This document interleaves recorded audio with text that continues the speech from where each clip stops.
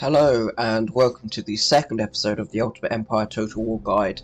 In this video we'll be going over regions and different building types you have in regions, and without further ado, let's get into it. So, first of all, what is a region? So the Empire Total War map is divided into three theatres. You have the Americas, you have India, and you have Europe. Each of these theatres is further subdivided into regions. You can see who owns what regions on the minimap down here, or you can see it in the main campaign map. So as Prussia, currently we have two regions. We have Brandenburg and we have East Prussia. So you can see that they're ours by the green line which surrounds the region. These lines that show the borders between regions can also show you a bit more information. So if you look, for example, up here on our border with Courland, there is a white line, which means that we are neutral with them. With Poland, who we have an alliance with, and Saxony, there's a blue line. This denotes that we have an alliance with them, as you can see down here. And Hanover, who we are at war with, there is a red line surrounding their region. Same with Westphalia, who we're also currently at war with. Every region has a capital city, and whoever controls the capital city controls your region. So, for example, the capital of the Brandenburg region is Berlin, and I currently control Berlin, which gives me control of the Brandenburg region. When you double click on your nation's capital, this gives you a bit of information about the region. You can click up here to switch to other regions. This is our only other region right now, and this tells us a bit about public order, taxation, and the population. So it's very important to keep your people happy. The public order of the nobility and the lower classes can be seen here. If it's negative for 3 turns in a row, then they will start a rebellion against you, which you'll have to put down. So quite a few factors go into determining this. You have repression from any armies you have in the capital.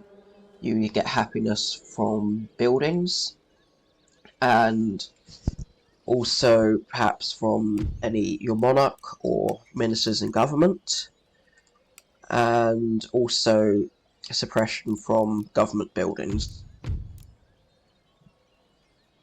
But things that have a negative effect on happiness include the clamour for reform, a high tax burden, the government type. The lower classes are unhappy that we are currently an absolute monarchy.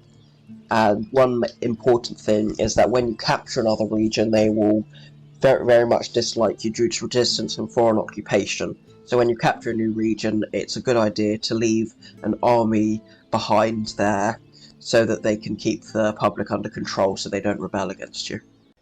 So the region wealth section tells us about how wealthy the region is. This is determined by quite a few factors. So you have some buildings like trade ports and craft workshops can increase it. Town wealth, which can be increased by certain buildings, as well as wealth from farming and agriculture. So the tax rate is determined by your tax policy and by government buildings. So if you increase the government building level, that will increase how much you can get from taxation. So it's currently at 44%. Our region's wealth is 5,783, of which we get 44% per turn in tax revenue. Your region's wealth can go up and down depending on certain factors, such as taxation, building types, and trade. So the final thing on this region overview is your population. So depending on the farms and their level, as well as fishing ports, your region produces food, and if you produce more then your tax burden, your population will go up. If your tax burden exceeds this, your population goes down. Now, this is important because you have these villages which can emerge and become towns. As you can see, this one will take 16 turns. And the quicker your population grows, the quicker this happens, and then that can allow you to construct more buildings. Each region has a capital city, which can have 1, 4, or 5 slots of buildings, as well as a slot for constructing fortifications. So, these building types are a barracks, which allows you to train troops and research military technology. The government building, which allows you to collect taxation and also provides a repression bonus to public order. A cultural building, which increases your populace's happiness and contributes to town wealth. A naval building, which allows you to research naval technology. And an ordnance factory, which allows you to build heavy artillery. Final slot here is for settlement fortifications, which will defend your city in the event of a siege. These other tabs here, you have recruitment, where you can recruit troops. This is dependent on the level that your barracks is at, and you can recruit a certain number of troops per turn, so we can recruit up to 3 troops every turn. The infrastructure section allows you to construct roads, which increase town wealth and also allow your armies to move further in each turn. And finally, if you have any troops here, they will be shown under the army tab. In regions where you only have one capital building, you have a choice. You could build either a civil building or a military building. The civil building provides more tax revenue and more repression. However, a military building allows for the recruitment of more different types of troops. As well as your capital city, each region also has towns where you have a choice of 4 buildings. You can have a building which increases your population's happiness and also spawns rakes.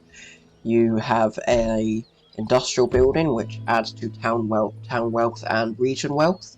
However, if this reaches a high enough level, this will make the populace unhappy due to industrialization.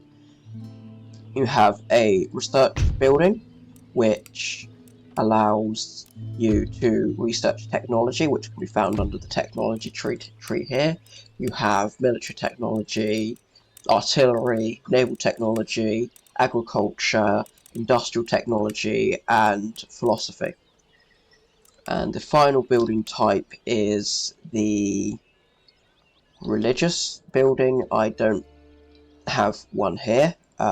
Depending on your state religion, you can construct churches or other religious buildings which will spawn religious agents and who can convert the populace to your state religion. And also the religious building converts people to your state religion and can increases the happiness of the people who follow that religion. The other types of buildings you have in your region, you have farmlands, which will add to region wealth and increase population growth, which allows villages to emerge.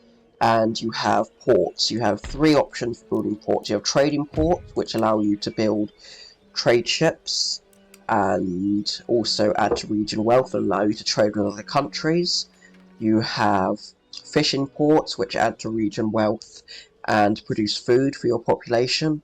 And you have dockyards where you can build larger warships for use in naval battles. The map also has features like rivers and mountain ranges, and these may not be able to be crossed by armies. For example, this army cannot cross over here, they have to go over this bridge or this bridge. So this can be used to you can use the geography to your advantage in battles. For example, you can position, if you're being invaded, you can position troops here, and they will have to fight you to get across the bridge.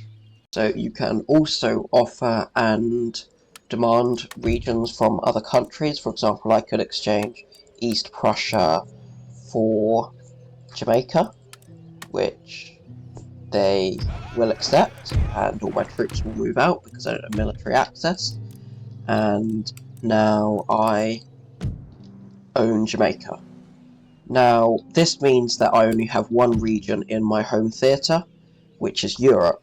So, if a country loses all of its regions in its home theatre, then the game ends for you. So even though I own Jamaica, if I were to lose Berlin, it wouldn't matter, the game would end and Jamaica would fall to the rebels.